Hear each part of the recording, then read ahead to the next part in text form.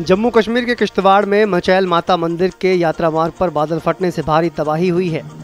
अभी तक 26 लोगों की मौत हो चुकी है और 30 लोग घायल हैं, जबकि कई लोग लापता हैं। बाढ़ में टेंट और वाहन बह गए। चशोती गांव का आधा हिस्सा मलबे में डूब गया। जम्मू कश्मीर प्रशासन ने एनडीआरएफ, एसडीआरएफ और सेना की डेल्टा फोर्स के साथ बचाव कार्य शुरू किया है। सीएम योगी आदित्यनाथ ने विजन डॉक्यूमेंट 2047 पर चर्चा करते हुए कहा कि उत्तर प्रदेश भारत की आध्यात्मिक और सांस्कृतिक ऊर्जा का केंद्र है। उन्होंने राज्य का विकास बिना तुष्टीकरण के होने की बात की और यूपी को देश की ग्रोथ का इंजन बताया। विपक्ष पर तंज कसते हुए सीएम ने कहा कि कुछ लोग कुएं के मेढक की तरह हैं, यूपी को परिवार विकास अथॉरिटी बनाने की कोशिश कर रहे हैं। सपा अध्यक्ष अखिलेश यादव ने बीजेपी पर निशाना साधते हुए कहा कि फर्जी वोट बनाना और वोटर लिस्ट में अपने वोट बढ़वाना बीजेपी के काम करने का तरीका है। उन्होंने पार्टी के कार्यकर्ताओं को तैयार रहने की सलाह दी और कहा कि उन्हें वोट डकैती से बचने के लिए सतर्क रहना होगा। समाजवादी पार्टी से निष्कासित विधायक पूजा पाल ने भारत समाचार से एक्सक्लूसिव बातचीत की। कहा कि जो किस्मत में होगा देखा जाएगा। उन्होंने बताया कि उन्होंने सीएम योगी के काम की तारीफ की थी और कहा कि योगी ने अपना दायित्व अच्छे से निभाया। पूजा पाल ने अतीक अहमद के बेटे पर आरोप लगाते हुए कहा कि अतीक के बेटे ने मेरी जिंदगी उजाड़ दी और मैंने अपने दुश्मन का नाम लिया था।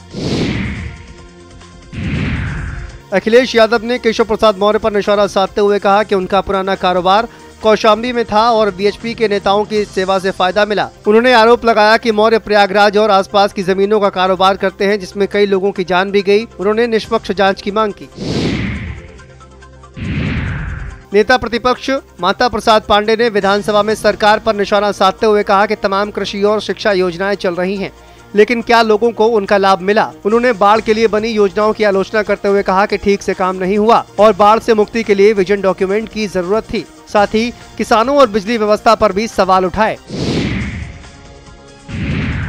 रघुराज प्रताप सिंह राजा भैया ने विधानसभा में कहा, भारत सेक्युलर इसलिए है क्योंकि यह हिंदू बाहुल्य देश है। उन्होंने आतंकवाद को देश के लिए सबसे बड़ा खतरा बताते हुए अमरनाथ यात्रा के लिए 80,000 सैनिकों की सुरक्षा व्यवस्था का उदाहरण दिया। राजा भैया ने भारत को दुनिया का सबसे बड़ा लोकतंत्र बताते हुए कहा, इसका श्रेय बहुसंख्यक हिंदू समाज को जाता है। साथ ही उन्होंने जापान के संदर्भ में कहा कि वह आस्तीन में सांप नहीं पालते। सीएम योगी ने कहा कि कांग्रेस ने देश का विभाजन कराया और पाकिस्तान जैसे दानव को बनाया। उन्होंने कहा कि विभाजन के दौरान लाखों लोगों की हत्या हुई, दंगे हुए और राहत पैकेज नहीं दिया गया। सीएम ने पीएम मोदी के सीएए और यूपी सरकार के पुनर्वास प्रयासों की सराहना की। अखिलेश यादव ने सुशांत गोल्ड सिटी में स्थित संस्कृत पाठशाला का निरीक्षण किया। उन्होंने बीजेपी पर आरोप लगाया कि वह सवालों से बचना चाहती है और मुख्यमंत्री को नकलची बताया। साथ ही उन्होंने कहा कि सदन में विपक्ष मौजूद था, लेकिन मंत्री अनुपस्थित थे। स्वतंत्रता दिवस पर उत्तर प्रदेश के कई पुलिस अधिकारियों को सम्मानित किया जाएगा। 17 पुलिस अधिकारियों को गैलेंट्री मेडल मिलेगा, जबकि 6 अधिकारियों का नाम प्रेसिडेंट मेडल के लिए घोषित किया गया है। इसके अलावा 72 लोगों को एमएसएम के तहत सम्मानित किया जाएगा। अखिलेश यादव ने बीजेपी सरकार पर तंज कसते हुए कहा कि उनका कोई विजन नहीं है, ये जनता का सामना नहीं कर सकते। उन्होंने आरोप लगाया कि बीजेपी जनता को 2047 का विजन दिखा रही है, जबकि पार्टी के इंजन और डिब्बे पटरियों से टकरा रहे हैं। चुनाव के नजदीक आते ही ये तलवारें खींच लेंगे। एमएलए अतुल प्रधान ने विजन डॉक्यूमेंट पर सवाल उठाते हुए इसे जुमला बताया। उन्होंने कहा कि बिना रोड मैप के विजन कैसे होगा। उन्होंने पूछा, कितने निवेश जमीन पर उतारे गए। अतुल प्रधान ने यह भी कहा कि उन्होंने 47 सवाल पूछे, लेकिन ये केवल ढकोसला है। साथ ही उन्होंने सदन के 2 दिन बर्बाद करने और लखनऊ सहित कई शहरों में जाम की समस्या का भी उल्लेख किया।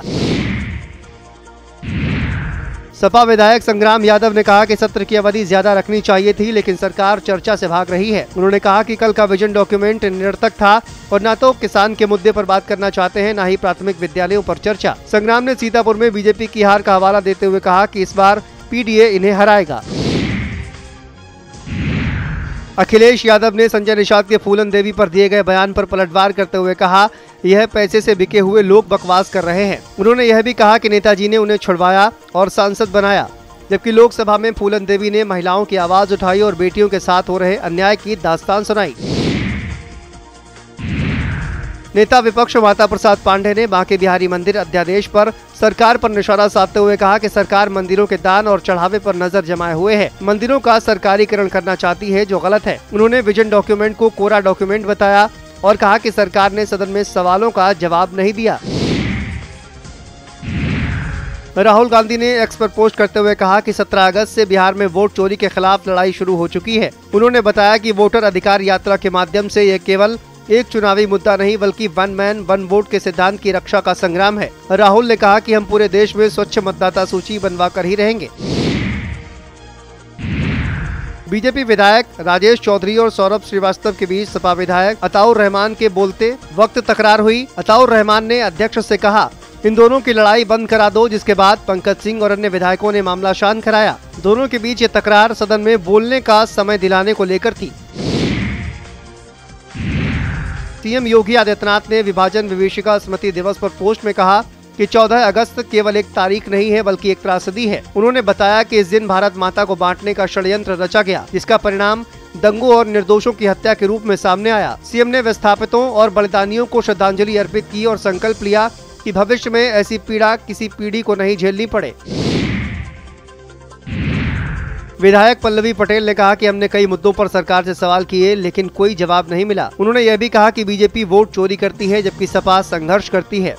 पल्लवी पटेल ने सरकार को हर मुद्दे पर फेल बताया। बीजेपी प्रदेश अध्यक्ष भूपेंद्र चौधरी ने विभाजन विभीषिका स्मृति दिवस कार्यक्रम में भाग लेते हुए कहा कि आज उत्तर प्रदेश बदलता हुआ प्रदेश है और भारत दुनिया का नेतृत्व कर रहा है। उन्होंने यह भी कहा कि कांग्रेस की महत्वाकांक्षाओं के चलते देश विभाजित हुआ और बड़ी त्रासदी हुई। महमूदाबाद उपचुनाव में मिली हार पर उन्होंने चुप्पी साधी। पीएम मोदी ने विभाजन विभीषिका स्मृति दिवस पर कहा कि देश का विभाजन एक दुखद अध्याय है, जिसमें अनगिनत लोगों ने उथल पुथल और दर्द झेला। यह दिन विभाजन पीड़ितों के साहस का सम्मान करने और सद्भाव के बंधन को मजबूत करने की याद दिलाता है। सुप्रीम कोर्ट की 3 जजों की स्पेशल बेंच ने आवारा कुत्तों के मामले पर आदेश सुरक्षित रखा। कोर्ट ने कहा कि नगर निगम ने नियमों का पालन नहीं किया, जिससे समस्या उत्पन्न हुई। दिल्ली सरकार के सॉलिसिटर जनरल तुषार मेहता ने कहा कि लोग कुत्तों के डर से बच्चों को बाहर नहीं भेज रहे हैं। कपिल सिब्बल ने आदेश पर रोक लगाने की मांग की और विस्तृत सुनवाई की अपील की। सुप्रीम कोर्ट ने निर्वाचन आयोग को आदेश दिया कि 65 लाख हटाए गए वोटरों की सूची प्रकाशित की जाए। यह सूची वेबसाइट और बीएलओ कार्यालयों पर प्रकाशित की जाएगी। कोर्ट ने बिहार चुनाव से पहले ये ऐतिहासिक फैसला सुनाया और निर्देश दिया कि लोग सूची की जांच कर सके। इसके अलावा वोटर लिस्ट में नाम जोड़ने और सुधार के लिए आधार कार्ड को वैध दस्तावेज के रूप में भी स्वीकार किया जाएगा। समाजवादी पार्टी ने पूजा पाल को पार्टी से निष्कासित कर दिया है।